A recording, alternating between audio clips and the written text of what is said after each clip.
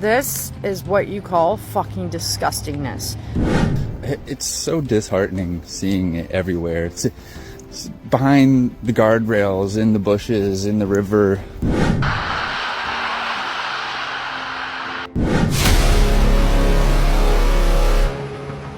Rock in the building.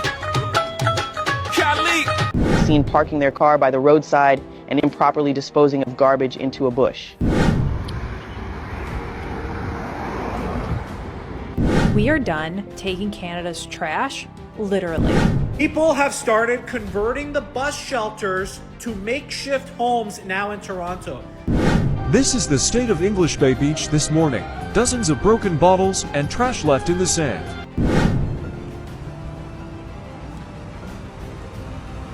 I just want to show you how the people treat our city here. Yeah. Welcome to the Canadian Rant. Let's talk about something you can't ignore anymore. Canada is getting dirtier and dirtier by the day, not slowly, not quietly, but right in front of our eyes. Walk down the street, garbage. Wait at a bus shelter, trash everywhere. Go to a park, litter instead of green space. Look near bridges and rivers, plastic, waste, and filth floating where nature used to be. This isn't one bad neighborhood. This isn't one bad city. This is happening everywhere. Canada used to be known for being clean, respectful, and well-maintained. Now it feels like nobody is responsible anymore. Not governments, not cities, not corporations, and sadly, not even people. So the question is simple but uncomfortable. How did we let this happen? How did a country this wealthy, this developed, start looking neglected? Because when public spaces fall apart, it's not just about trash. It's a sign of something much deeper going wrong. And this is what you call fucking disgustingness. Like, if you're gonna stay in the parks in the city, why in the fuck can't you clean up? This is disgusting. Like, really? What the fuck is the point of this? Like, they're just destroying absolutely everything.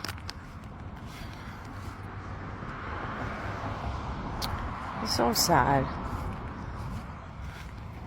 This was so clean at one point. Not no more.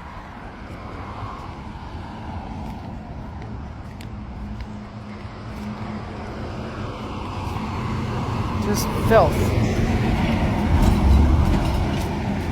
I just want to show you how the people treat our city here. Yeah. This is how the people that we get. There's a garbage can right there. It's, I don't know, 15 feet away. This is how they treat our city right here. This is Vancouver. Here. This is the people that come to Vancouver here. Yeah, this is awesome. Good for you guys. You're fucking wicked.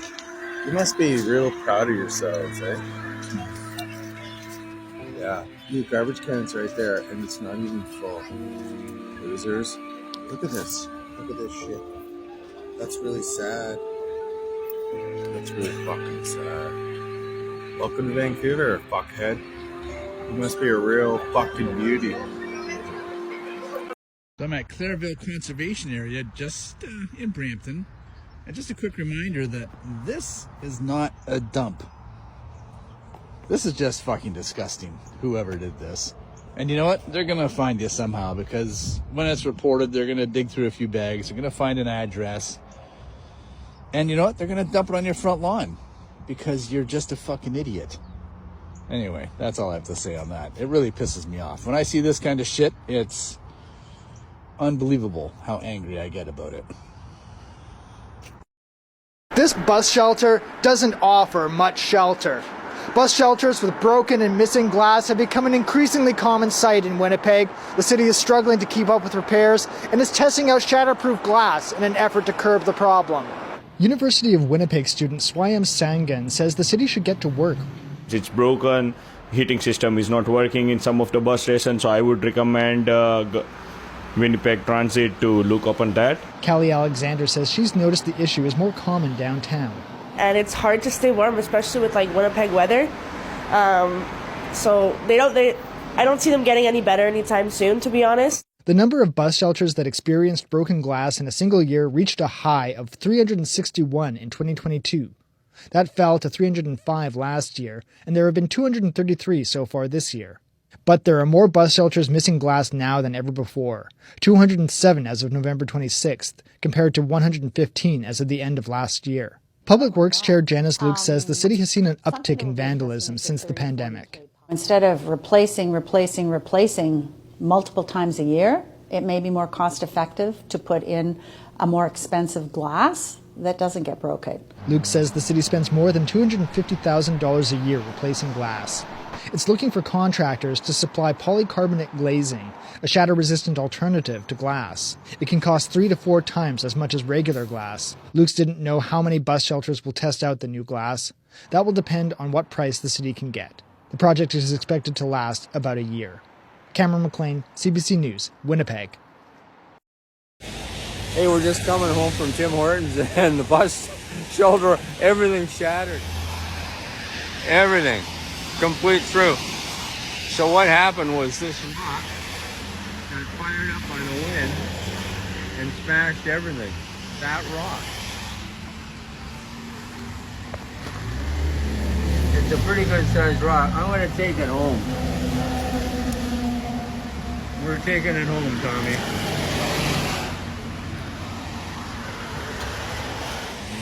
So that's the excitement for Monday morning. It's not like the police cars rolling up like they did last week. It's a whole different thing. Yeah, this baby's a keeper. What do you think? It's the rock in the building. Khalid. What's up, Ramel? What's up, boy? Terrell in the house. Yes. Live from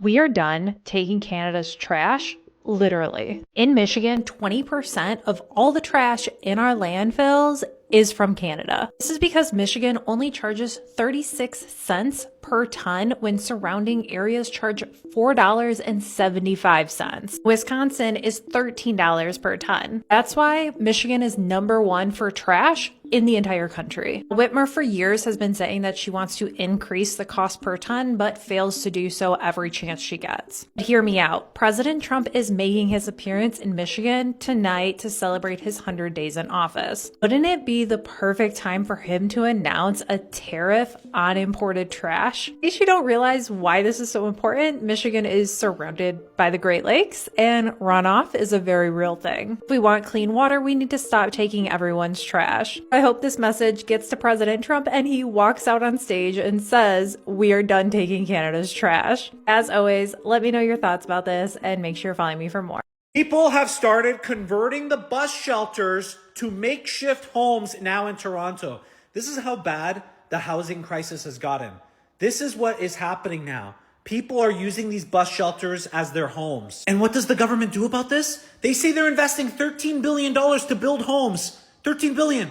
To only build you 4,000 homes, which means each one of these homes costs $3.25 million. And they wonder why we have such a big homeless problem in this country. They wonder why we have 2 million people that are relying on food banks. They wonder why we have 200,000 people that are homeless in this country. Don't forget about doing the rational thing like tampering down on this mass immigration when we can't obviously house the people in this country, Canadian citizens, in the first place. Let's continue to bring them in addition to all the strain and destruction it's putting with our healthcare system, our infrastructure, with our economy, unemployment through the roof. Forget about all that. And seriously, 4,000 homes? You guys are bringing in this liberal government. Millions of people have been brought into this country. They think 4,000 homes is going to solve the issue. 4,000 homes that also cost $3.25 million when the average Canadian household makes like $90,000 a year. It's so disheartening seeing it everywhere. It's behind the guardrails, in the bushes, in the river, on the sidewalks, near the drain storms. Like, it's everywhere. And the city is not doing enough about it at all.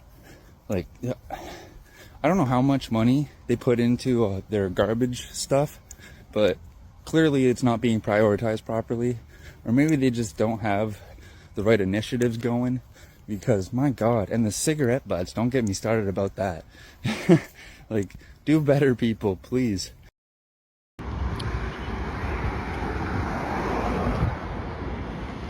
I collected all this shit from around my bus stop.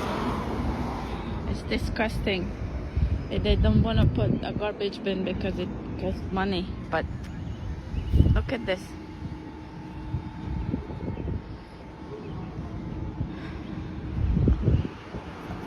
In a recent video, a couple, alleged to be of Indian origin and living in Canada, can be seen parking their car by the roadside and improperly disposing of garbage into a bush. Bags of waste were taken from their car and left in public spaces rather than being placed in proper bins or collected through municipal services. Many people are concerned because actions like this not only harm the environment, but also affect how others perceive the community. When such negligence happens, it can create a negative impression of an entire group, even though most people are responsible and law-abiding.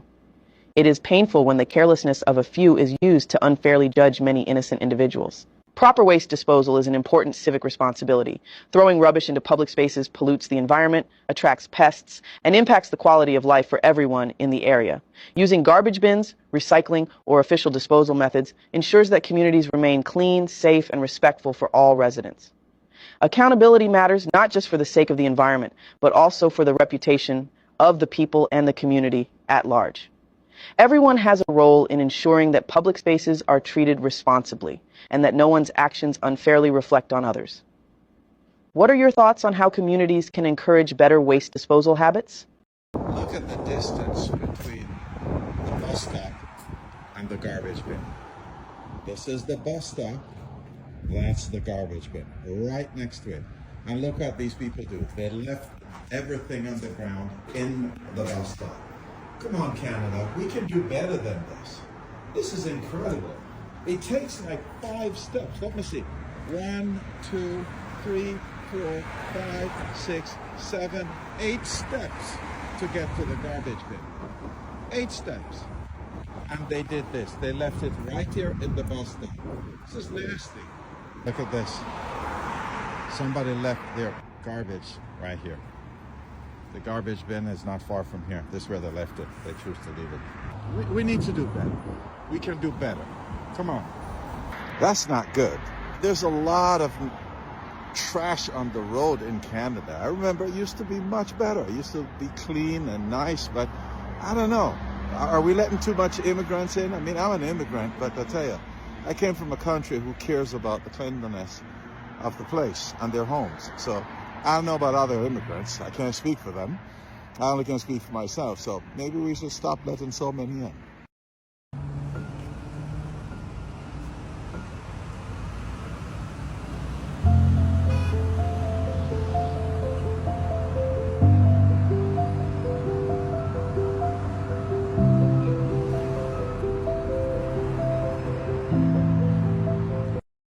This didn't happen overnight. Garbage doesn't just magically appear everywhere all at once.